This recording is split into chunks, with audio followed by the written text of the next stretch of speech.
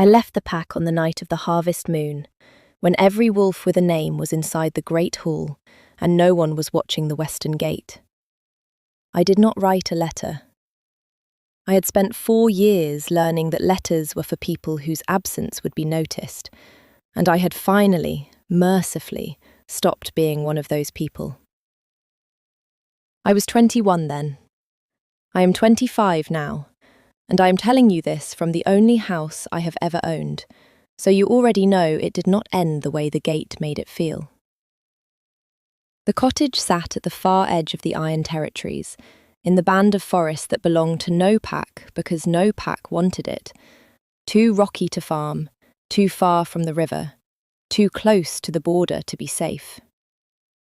I had wanted exactly that. I built it with my own hands over 2 summers, which is to say, I built it badly the first summer and correctly the second, and I learned the difference by standing in the rain inside my own kitchen. I planted a garden. I learned which of the forest mushrooms would feed me and which would end the conversation entirely. I set a second chair at my table, and I do not know to this day why I did that. Except that a table with 1 chair is a table that has given up.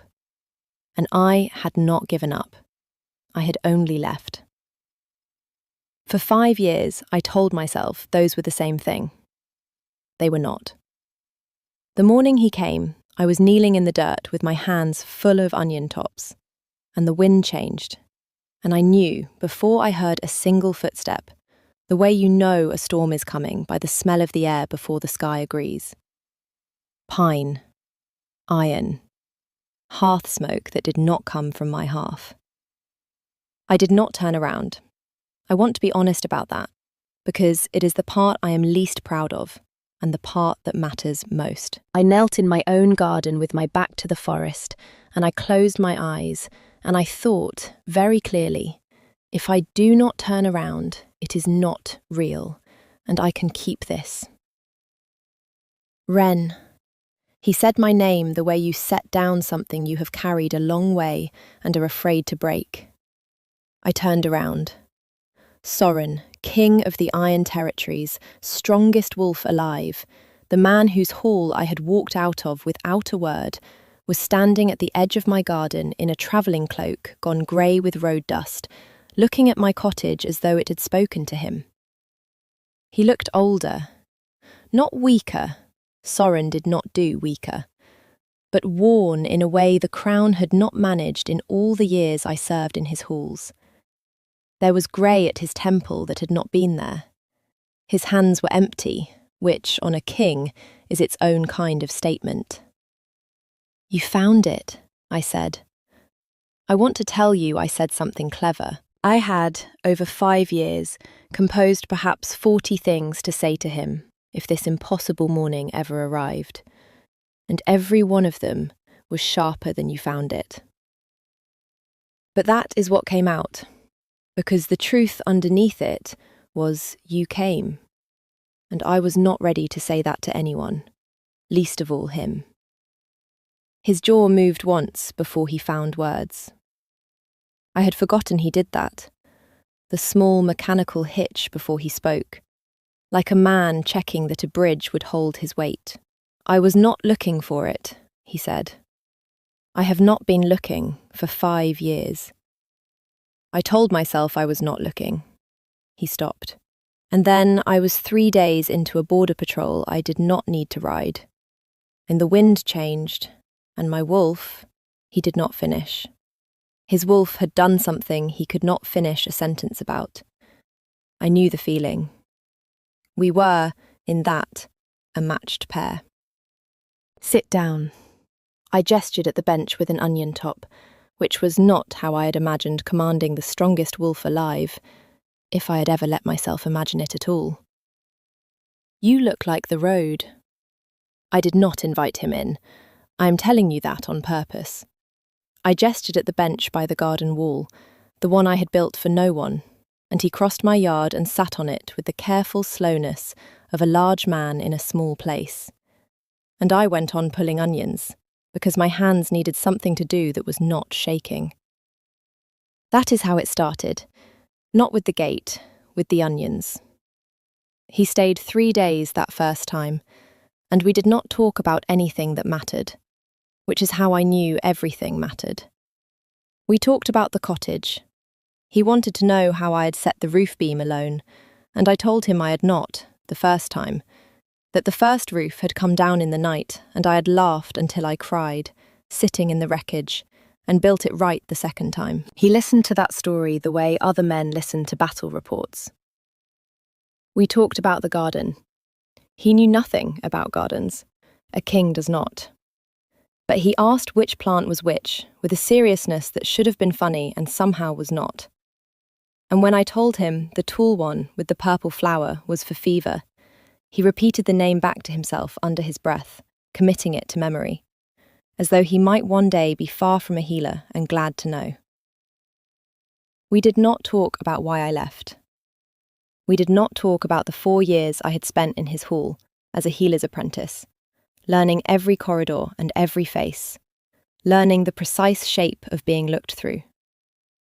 We did not talk about the night of the harvest moon. On the 3rd evening, he stood in my doorway. He never came inside. He asked once with his eyes, and I did not answer, and he never asked again. And he looked at my table, and his face did something I had never seen it do in 4 years of court. There were 2 chairs. "You set a place," he said. "I set a chair," I said. "It is not the same thing." He looked at me for a long moment, and I understood that he had heard the thing I had not said, which was that I had set it years ago, before I had any reason to think he would ever stand in this doorway, and that I had never once moved it. He lingered in the doorway a moment longer, and I thought he would say the thing his face was clearly building toward, and then he did not. Instead, he reached into the breast of his cloak and set something on the edge of my table, just inside the threshold he would not cross, and stepped back.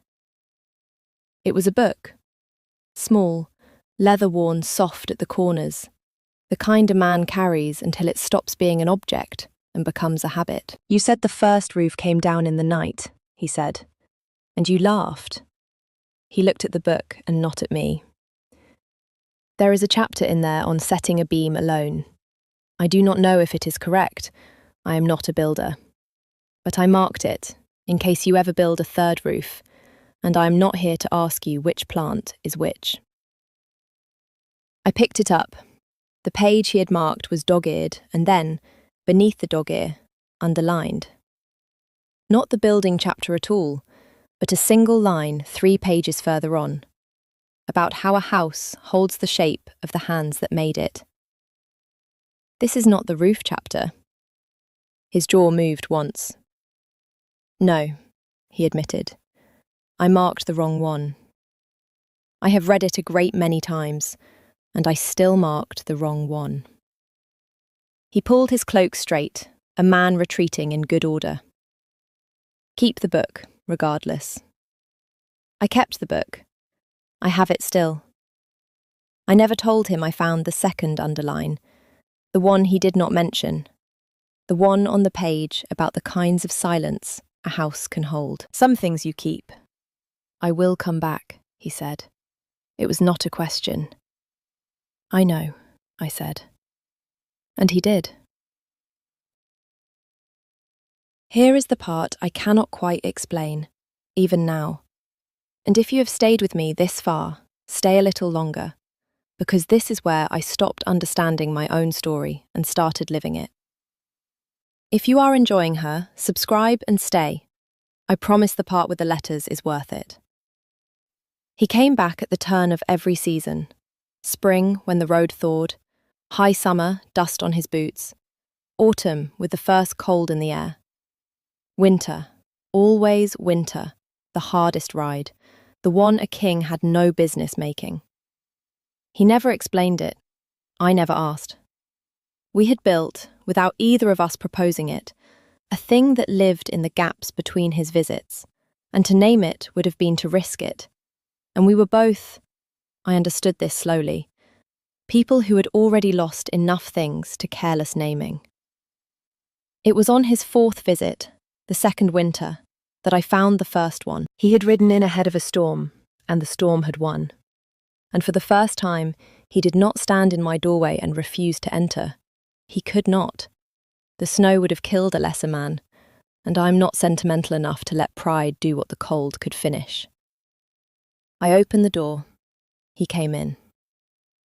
He sat in the second chair, the one I had set for no one, and he filled it the way water fills a cup it was made for, and I did not look at that too closely.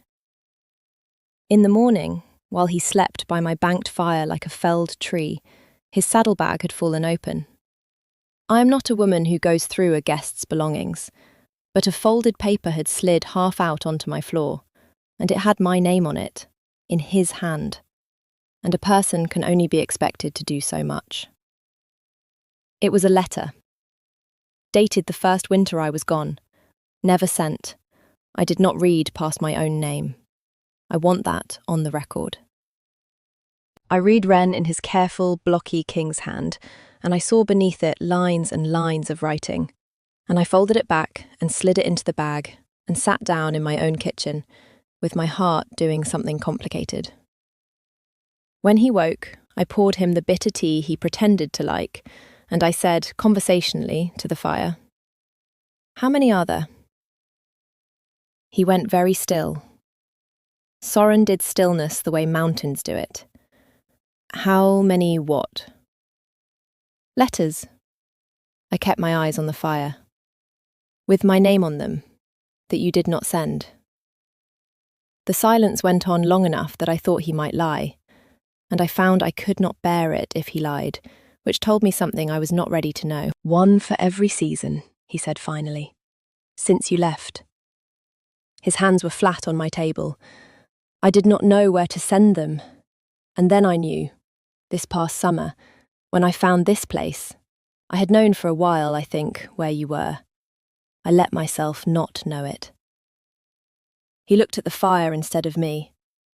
"I have written you a letter at the turn of every season for 2 years, and ridden out to a border I did not need, and never once let myself come to your door until the wolf made the choice for me. That is the kind of king I am. I can sign a death warrant without my hand shaking. I cannot knock on a healer's door. I have been told, by people who knew me in the hall, that I am difficult to surprise.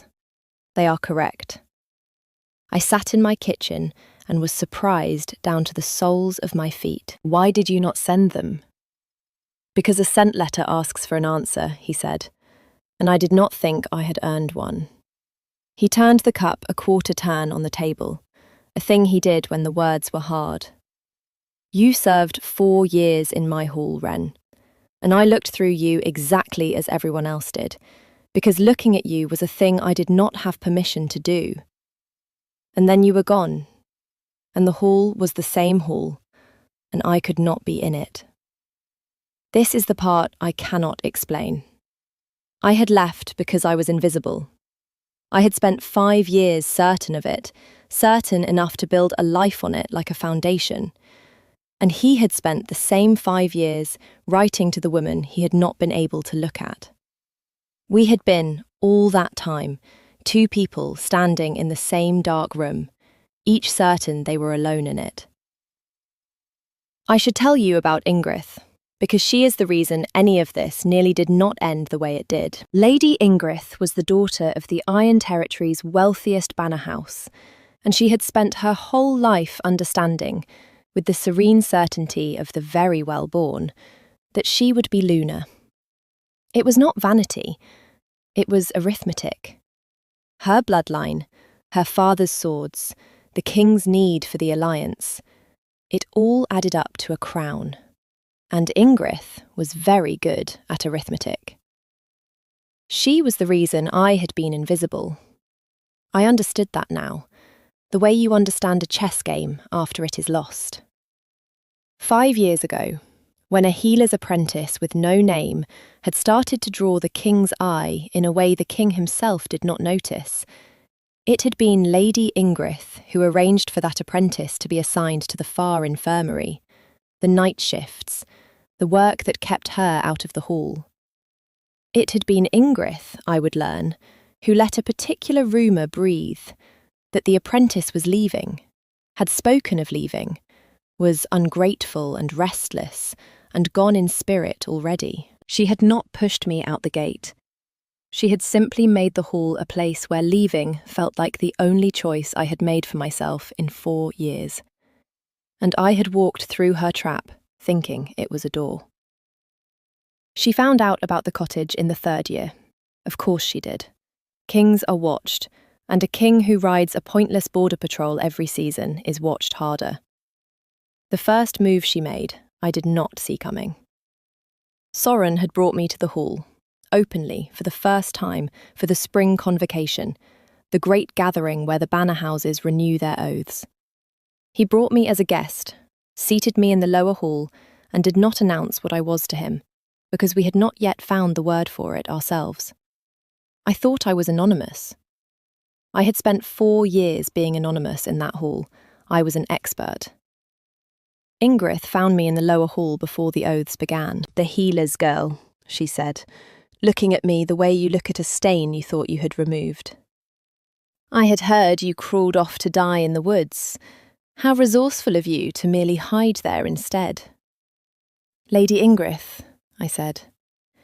"He will tire of the novelty," she said, pleasantly, the way you would comment on weather.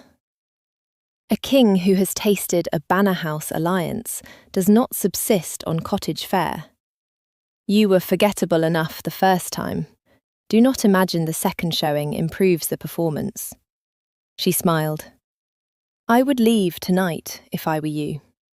Spare yourself the public version of being looked through. I understand you found it difficult enough in private." And here is what she did, the move I did not see. She had timed it. She said all of this where the wives of 3 banner houses could hear it, and she said it loud enough. And then she stepped back, so that the silence she had created had me at its centre, the woman from the woods, the king's embarrassment, and every eye in the lower hall turned to watch me absorb it. I will tell you honestly, it nearly worked. I felt the old invisibility close over my head like water. I felt 21 again. I felt the gate. I stood up. I did not raise my voice. I have never been able to make my voice do what hers did, and I had stopped wishing I could. "You are right that he looked through me," I said, into the silence she had built for me. "For 4 years. I left because of it." I let that sit. But a woman who has been invisible learns to see. And what I see, Lady Ingrid, is that you have spent 5 years arranging a marriage to a man who has spent 5 years riding 3 days out of his way to sit in a garden. You did the arithmetic. You only forgot to ask him for the sum. I walked out of the lower hall. Not the gate this time. The front doors, in full view, my own choice, my own pace. I heard later that Ingrid did not speak again for the rest of the convocation. I am not above admitting that this pleased me. The second move was not a word. The second move nearly killed me. It was the following winter, the 5th winter, the one this whole story has been walking toward. Soren had ridden out to the cottage ahead of the long frost, and a fever had come into the border villages, the kind that takes the old and the young first. And I had gone with him back toward the hall, to help the healers, because I was a healer before I was anything to him, and I do not stop being what I am because a king is fond of me. Ingrid by then had run out of arithmetic. She had watched her certain future ride away on a border patrol 4 seasons running, and a woman who has built her whole life on a sum that no longer adds has only 2 choices, which are to accept the new total or to break the slate. She broke the slate. She came to the infirmary where I worked among the fever sick, and she came as a friend. That was the cruelty of it. Bearing wine for the healers who had not slept in 3 days, and I, exhausted past suspicion, nearly drank it. I had the cup in my hand. I had it at my lips. It was the smell that stopped me. Pine. Iron. Not him. The other pine. The false one. The scent of monkshood crushed and steeped, which a healer knows the way you know the face of an old enemy. Monkshood in wine smells almost like nothing. Almost. You have to have spent 4 years in a far infirmary, learning the plants no one else bothers to learn to catch the almost. I set the cup down. My hand did shake then. I will not pretend otherwise. "Lady Ingrid," I said, to the woman watching me from the doorway with her certain, serene face.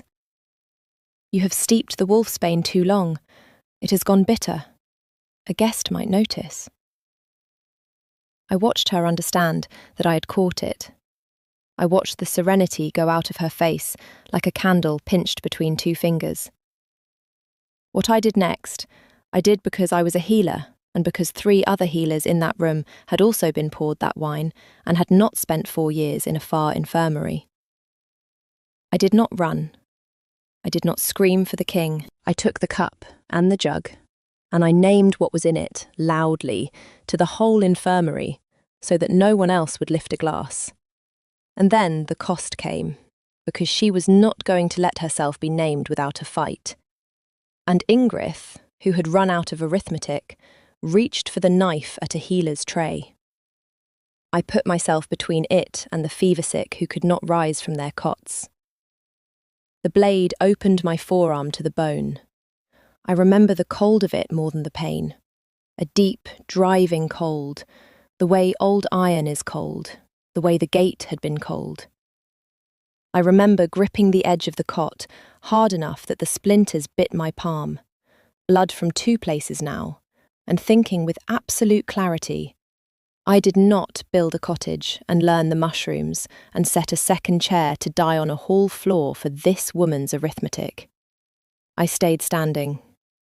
That was the cost, and I paid it. I kept my body between the knife and the helpless until the guards Ingrid had not accounted for, because she had done arithmetic, not strategy, took her arms.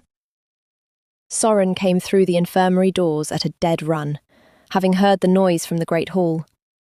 He saw the blood. He saw the cup.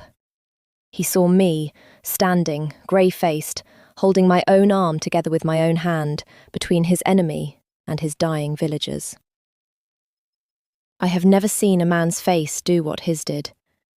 The king went somewhere very far away behind his eyes, and what came back was not the king.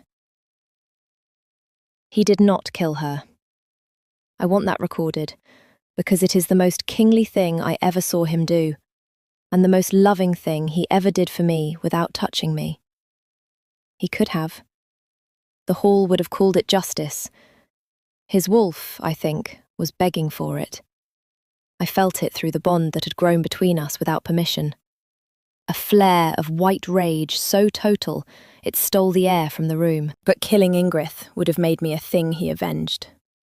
And he had spent 5 years writing letters precisely so that I would never again be a thing that happened around him while he looked elsewhere.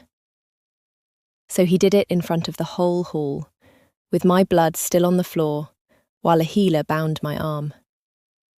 He stripped Lady Ingrid of her name and her banner house standing, exiled her to the cold northern holdings, her father's swords forfeit to the crown, her certain future unmade, with 3 sentences in a voice that did not rise. And then, with the entire spring convocation watching, the assembled banner houses, the court that had looked through me for 4 years, he crossed the hall to where I sat, and he knelt. The strongest wolf alive went down on one knee in front of his entire kingdom, to a healer's apprentice with a bound arm and forest dirt that never quite came out from under her nails. "I have looked through you once," he said, and he did not lower his voice. He raised it so the back of the hall would hear. "I will not do it twice. I have written you a letter at the turn of every season because I was too much a coward to send one.